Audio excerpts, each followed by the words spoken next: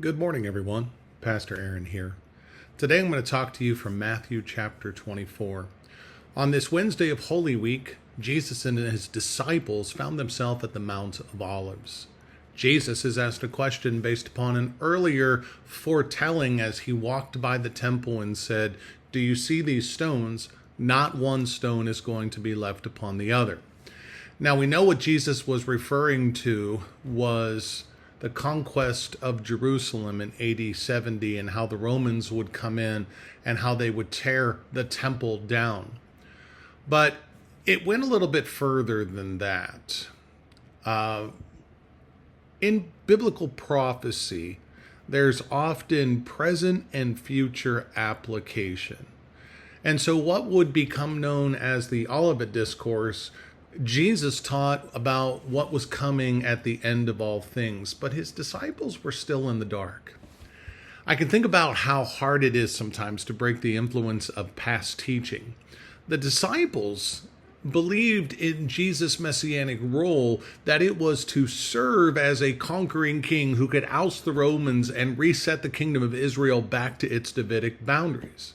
They believed that they would become part of a new Jerusalem, that they would share in his authority. They had some questionable motives.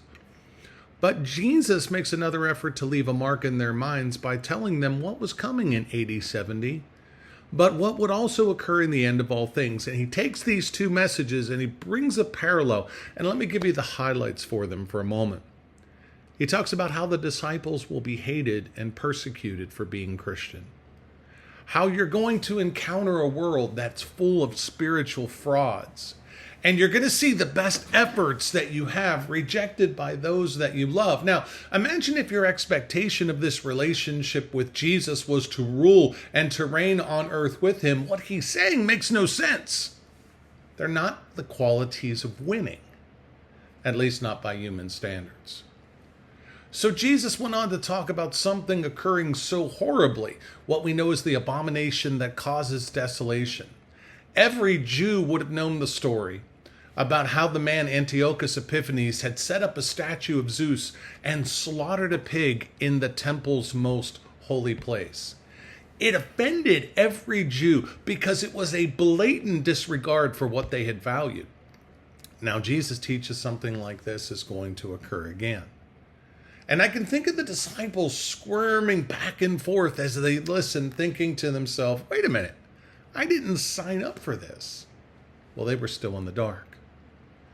Jesus talked about how destruction would come quick and severe, that it would spare no one, it would inflict pain on all areas of life, that people would pray for death and not find it. They would see cosmological events that have never happened before. Then Jesus would return. I can perhaps picture the look on the disciples' face as one of shock and awe. I can believe they expected to hear another solution to their question, and what they got, though, turned on the lights for them in a very unique way. You see, they learned following Jesus was not about acclamation and power. To follow, you have to die first, that you can live. And the disciples would, to the man, offer their lives as martyrs for their faith. They did so because in moments like these, Jesus turned the lights on for them to reveal that relationship with God was not for their glory, but for his. They would be called to sacrifice the moment for the future. They would be called to follow Jesus' example. Their faith inspired them to follow Jesus' example. And our faith inspires us to follow theirs. If it doesn't, then perhaps you are still in the dark. Paul wrote, "For I am crucified with Christ, and I no longer live, but Christ lives within me." That's Galatians 2:20. May the Holy Spirit still your heart and the light come on to see your role in this earth. Jesus is coming. Are you ready? Are you making others